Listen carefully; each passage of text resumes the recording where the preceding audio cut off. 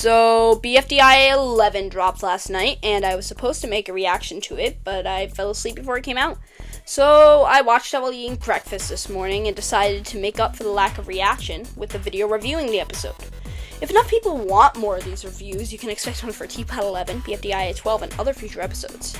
In this review, I'll first go into some positives, then I'll go into some negatives, and one other semi-controversial topic spawned from this episode's elimination, which, if you've seen my tier list, you know I have a lot to say. But that's for later, so let's get into the good things.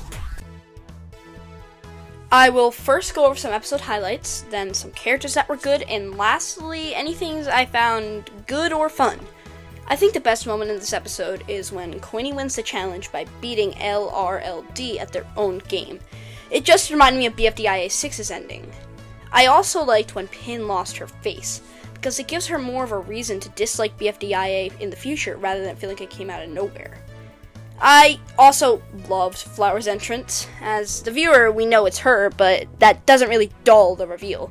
Speaking of Flower, she was probably the funniest character in this episode, but I do hope she doesn't return as the host. Nickel and Bommy's friendship was fun, and I hope it continues until either of them get out, because they're both pretty bland characters on their own. Lastly, I like that the LRLD lost, mainly because Ice Cube is hopefully gonna leave. She deserves it after what she did to Pin.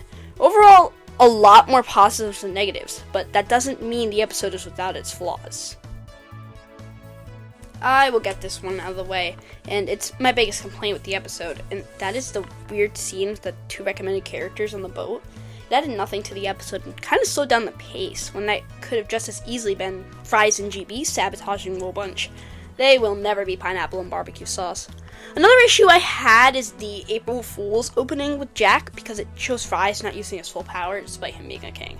Now, as you can tell, I don't really have any complaints with the episode besides the Vegemite and black and white cookie scene, but there is one other major thing that I feel like we have to discuss.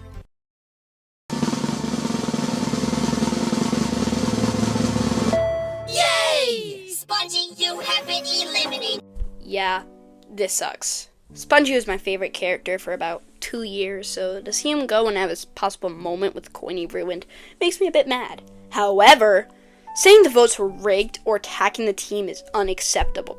If you're unaware, there is a Chrome extension that allows you to see the amount of dislikes a video has.